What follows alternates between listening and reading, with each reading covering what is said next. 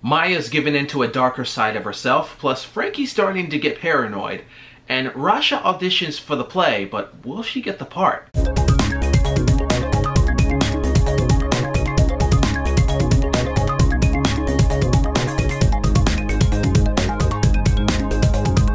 Hey, I'm Gary from DegrassiBlog.com, and welcome to another edition of Degrassi Corner. And today, we're talking about episode 304 of Degrassi Next Class Season 3, hashtag Picks or It Didn't Happen. For the longest time, my favorite long-term storyline in Degrassi has been Darcy's rape storyline from Season 7 of The Next Generation. However, Maya's arc over the past 6 seasons has just completely surpassed that. Degrassi has spent 4 out of the last 6 seasons showing us how Cam's death has affected Maya mentally. Since the candlelight vigil after Cam's death, Degrassi has never once had Maya say Cam's name out loud. And by the way, if you didn't know, they're actually doing that on purpose. Instead of having her say his name out loud, they are showing us how Cam's death has impacted Maya's behavior over the past couple of years. So the episode starts off with Maya. She's lying in bed and she's watching videos of death, and she rewatches videos about the bus crash,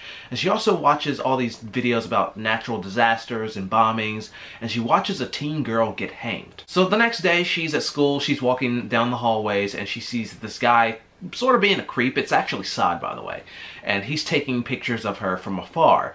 So she goes and confronts him, she grabs his camera, and then she looks at the photos on his camera, and there are all these photos of death and destruction from Saad's homeland back in Syria. And at that point, Maya starts to feel something, so she takes Saad on what I'm calling the Degrassi death tour. In an amazing moment of continuity, not only does Maya show Saad where Cam died, but she also makes a reference to the death of her former bandmate, Adam. And then Maya takes Saad to a bus, and she pretty much just recreates how she found Tristan's body immediately after the crash.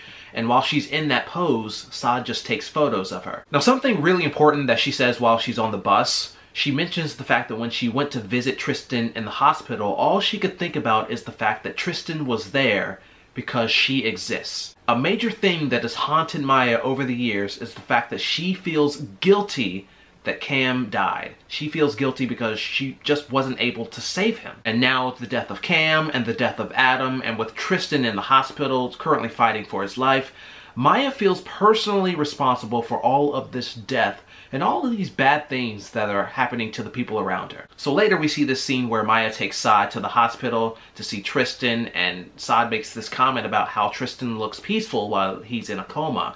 And then Maya says that she basically wants to recreate that in a photo.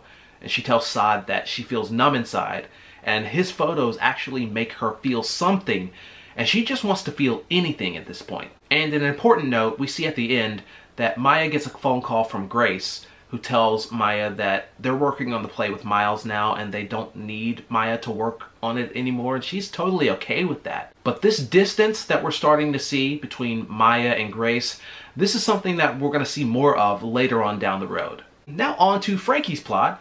Jonah receives a funny message from Grace on face range, and when Frankie tries to grab Jonah's phone to see what it is, Jonah just sort of abruptly snatches the phone back from her. And that leads Frankie to believe that Jonah might have feelings for Grace. He might be actually cheating on her. And then there's this debate on whether or not guys and girls can be just friends. And then Lola says, no, it's not possible. And then Shay says yes. Now the answer is obviously yes, but people are always trying to put on these really strict parameters on that question, as if it only counts when you ask the question if guys and girls can be just friends, if it's a straight guy and a straight girl who are friends and neither of them have ever had any attraction for each other ever. And that's just absolutely ridiculous, because feelings, they're very complicated and they're very fluid. By the way, I am a straight guy, and I can tell you from experience that sometimes you might have feelings for a friend, a female friend, and you know, those feelings could be very intense, you know, especially very early on in the friendship. You could easily just be physically attracted to the female friend, and then after a while those feelings, they just go away. Sometimes it is just the physical attraction thing, and then the newness sort of wears off in the friendship, and then other times it's just, you know, you actually get to know the person and you come to the realization that you're not really romantically compatible with this person. But anyway, Frankie, she starts getting super paranoid, so she asks her brother to hack Jonah and get his password for his face range account. So she has the password. She ends up getting into his face range account, and she reads a conversation between Jonah and Grace in which Jonah says that Frankie is immature. Then Frankie's even more paranoid. She doesn't know what to do, but then in the end, Jonah talks to her and he tells her he's just been super busy with the play because, you know, he's trying to get into university, and the play will help. It will be a very big help in getting him accepted to where he wants to go. Now, I love the older seasons of Degrassi as much as the next person, but sometimes we put these old seasons of Degrassi on too high of a pedestal. If this were the TNG days, Frankie would have gotten caught and Janky would have been over by the end of this episode. But that doesn't happen here. Degrassi decides they're going to go another route. They want to actually, you know, flesh this storyline out. And it's actually really good to see a storyline where someone can do something kind of sketchy and they can get away with it for now. And finally, in Rasha's plot, she auditions for the role of Hero in Miles' play, but then she's kind of annoyed when she learns that Hero is actually a boy and that Miles let her audition for the wrong role. Later, Miles makes it up to her and he allows her to audition for the female lead role. However, Rasha doesn't want to do that. She wants to audition for the role of Hero because she can relate to the feelings that Hero is going through. This is a really great exchange between Miles and Rasha because it points out a really core part of Degrassi. Miles says that Hero is a boy because it's about his life and the feelings that he is going through. However, Rasha also points out that Hero's feelings aren't exclusive to boys. Just like Miles feels pain over not knowing whether or not Tristan will make it, Rasha feels that same pain not knowing whether her best friend back in Syria is even still alive. Sometimes us Degrassi fans, we can just get so caught up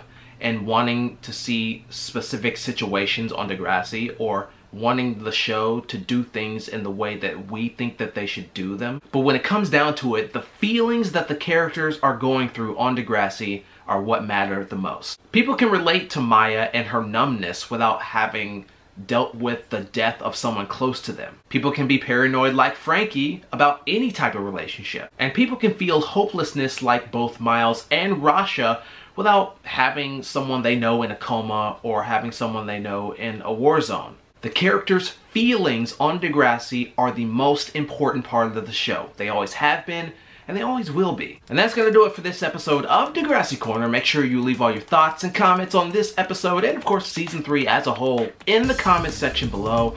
And don't forget to like, favorite, and subscribe because there are more reviews on the way for Degrassi Next Class Season 3.